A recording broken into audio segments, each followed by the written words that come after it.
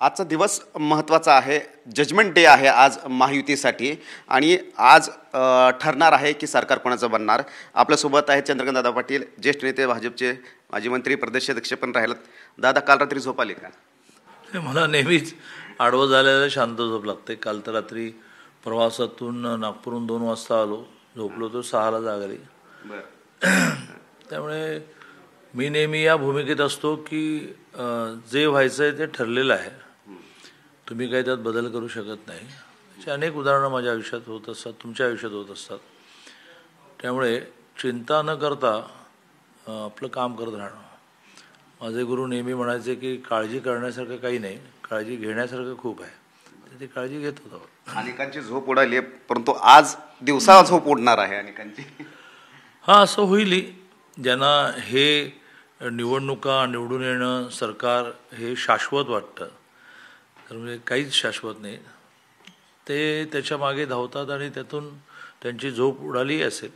बरं, पण काल आपण पाहिलेलं आहे की संजय राऊत गाडीमध्ये बसले होते, बाळासाहेब थोरात गाडीमध्ये बसले होते आणि स्टेअरिंग आहे ते जयंत पाटलांच्या हातात होतं. संजय राऊत म्हणले की त्यांच्या हातामध्ये स्टेअरिंग सेफ आहे, राज्याची पण स्टेअरिंग सेफ आहे, इंडिकेशन दिले ते.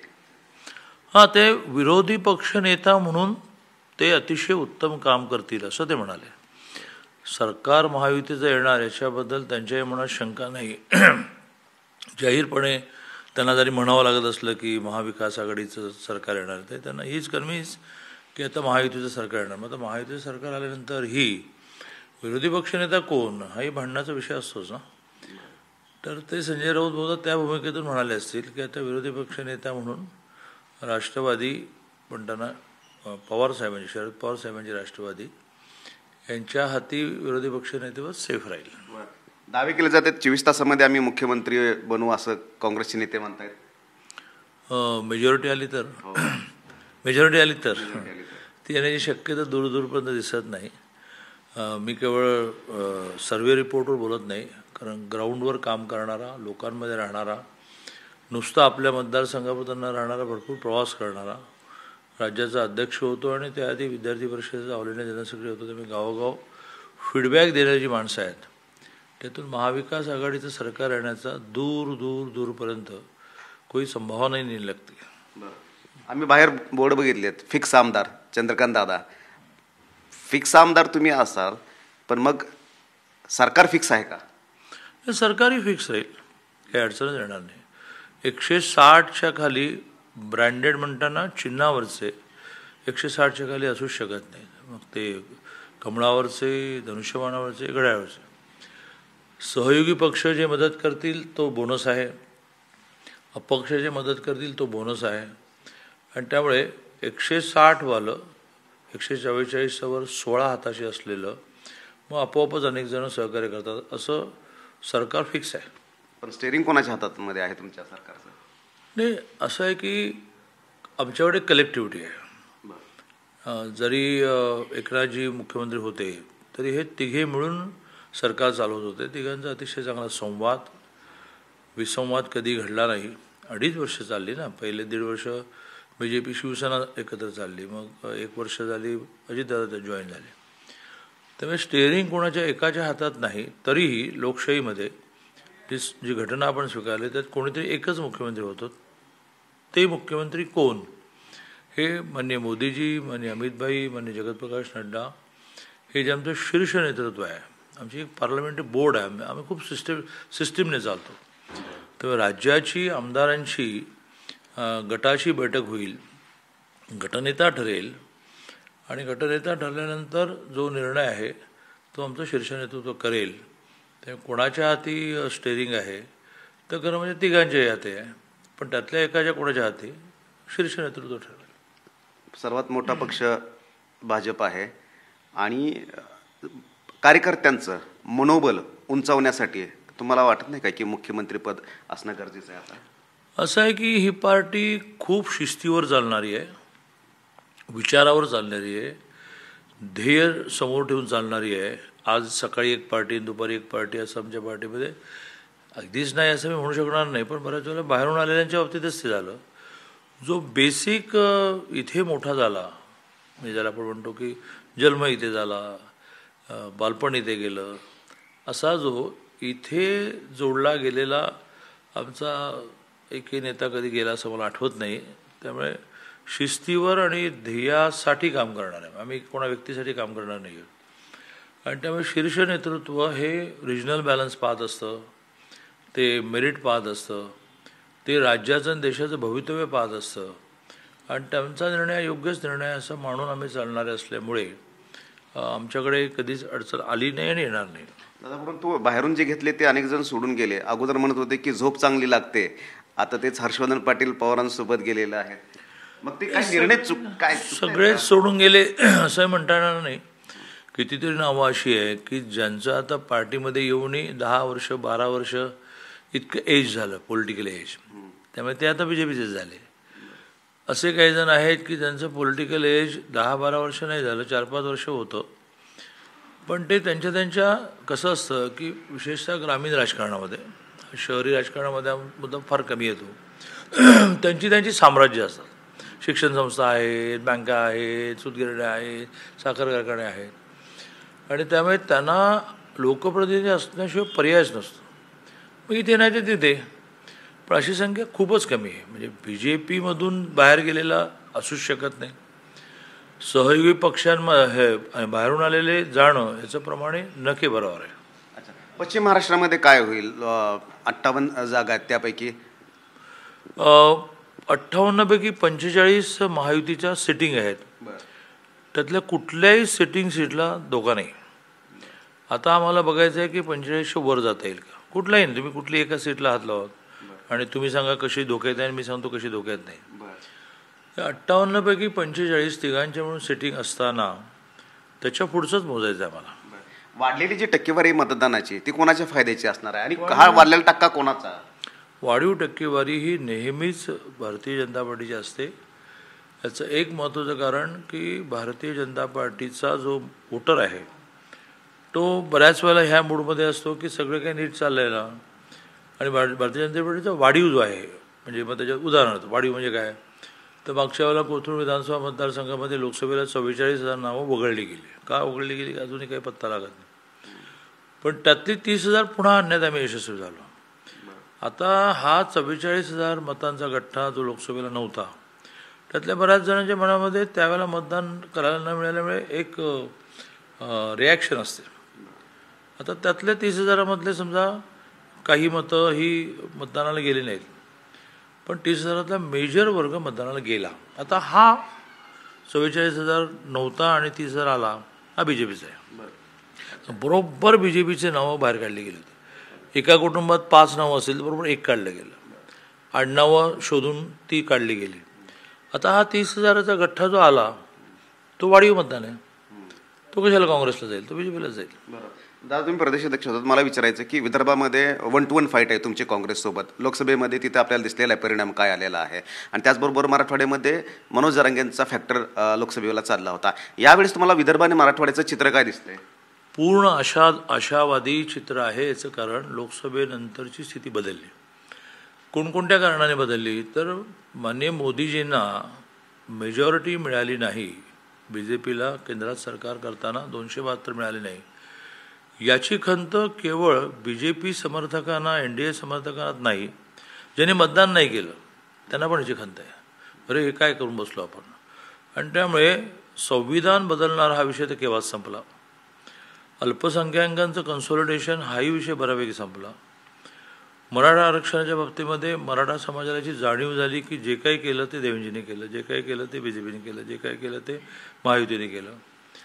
आणि त्यामुळे हे तिन्ही फॅक्टर जे आहेत जे लोकसभेला हॅम्पर म्हणजे परिणाम केला त्यांनी, ते जवळजवळ आता न के बराबर आहेत. आणि त्यामुळे मराठवाड्यामध्ये मराठा आरक्षणामुळे बसलेला फटका, मनोजदादा जरांगेमुळे बसलेला फटका, स्वतः मनोजदादा जरांगेनेही त्यांच्या केडरला असं म्हटलं की तुम्हाला योग्य वाटेल ते करा.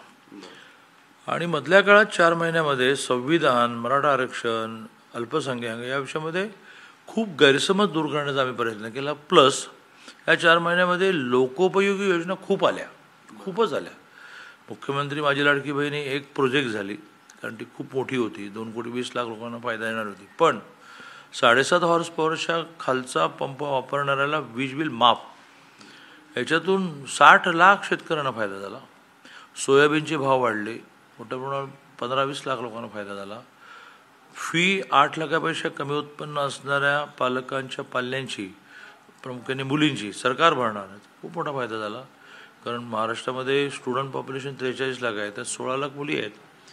तर त्यामुळे अशा अनेक गोष्टी लोकसभेनंतर घडल्यामुळे पण ते माझी लाडकी बहीण तर गेम चेंजर ठरली. म्हणजे नुसतं त्यांनी मतदान केलं असं नाही, त्यांच्या बॉडी लँग्वेजमधून ते जाणवत होतं की त्यांनी महायुतीला मतदान केलं आहे.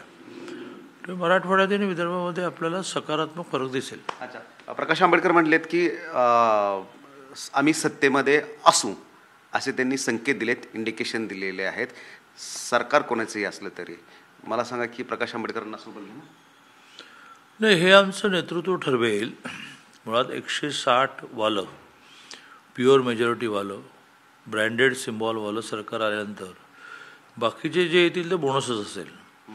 आता ह्या प्रत्येक नावाला आमचं नेतृत्व त्या वेळेला भविष्यात काय, आज बरोबर आले ठीक आहे, पण पुढे काय, याच्या आधी काय, म्हणजे विरोध किती झाला, निगेटिव्हिटी किती होती, या सगळ्यावर निर्णय होईल. वंचित बहुजन आघाडीसारखा जर बोनस मिळत असेल तर विचार मला माहीत नाही, कारण या लेवलचे निर्णय करणं इतका मी मोठा नेता नाही. देवेंद्रजी, एकनाथजी, अजितदादा मिळून ठरवतील. वेळ पडली तर आमची जी कोर कमिटी आहे BJPची 8 जणांची, त्यांना विचारतील. पण फायदा होईल का सोबत आल्यानंतर? इच्छा त्यांनी व्यक्त केली की सत्तेमध्ये जरा कागद पेन घेऊन विश्लेषण केलं पाहिजे. बरं, अच्छा. पण इतर फॅक्टर पण शेतकऱ्यांचे मध्यंतरी काम करत होते, लोकसभेला काम केलं, परंतु यावेळेस तुम्हाला काय दिसलं चित्र? सगळे फॅक्टर्स हे पूर्णपणे प्रो, म्हणजे भारतीय जनता पार्टीने नेतृत्व केलेल्या महायुती सरकारला मतदान करण्यामध्ये होते.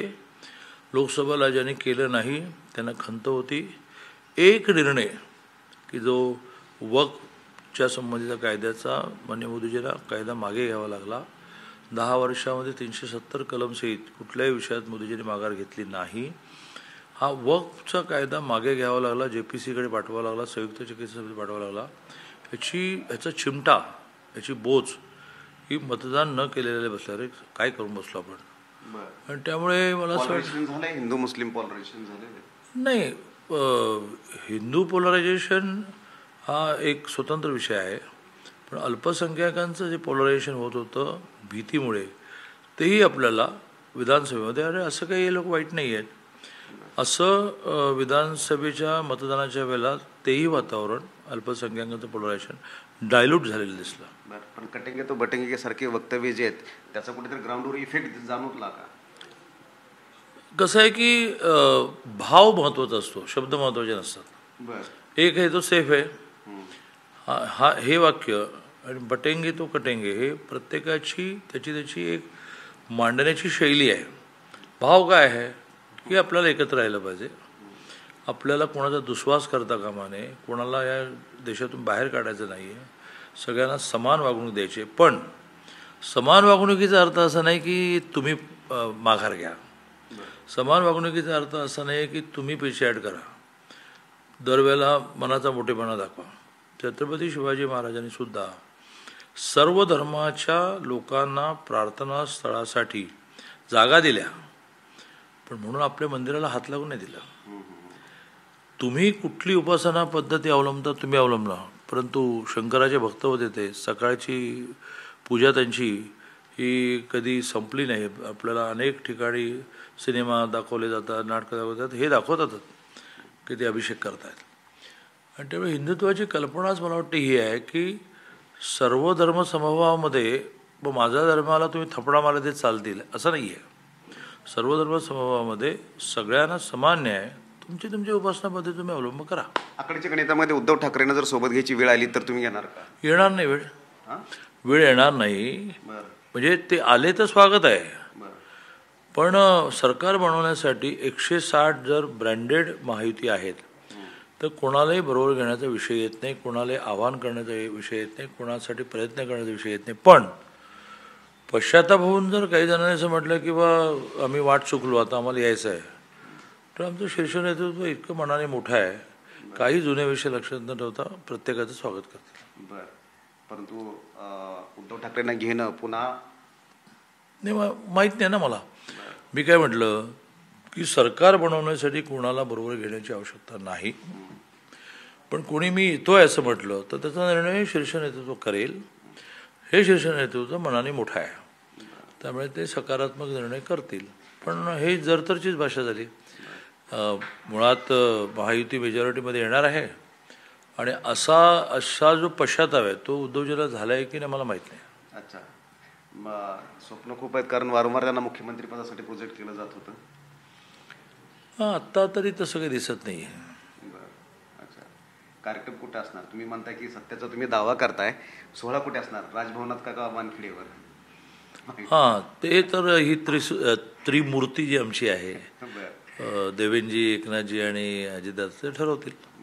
हा अगदी it's a matter of administration किंवा कुठे करावं. ॲडमिनिस्ट्रेशन म्हणा, भावना, लोकभावना. मागच्या वेळेला 14ला आम्ही वानखेडेवर केली, मग ह्यांनी 19ला शिवाजी पार्कवर केलं.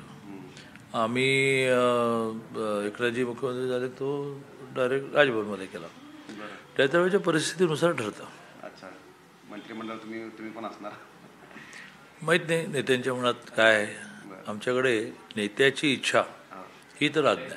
नेत्याने आज्ञा करायची नसते, नेत्याने इच्छा व्यक्त करायची असते. धन्यवाद आमची चर्चा केल्याबद्दल चंद्रकांत दादा, की ज्यांनी सविस्तर माहिती दिलेली आहे. नेत्यांची इच्छा काय आहे हे पाहावं लागणार आहे, परंतु जर उद्धव ठाकरे यांची इच्छा असेल तर त्यांचं स्वागत आहे असं सुद्धा म्हटलेलं आहे. रामराजे शिंदे, NDTV, पुणे.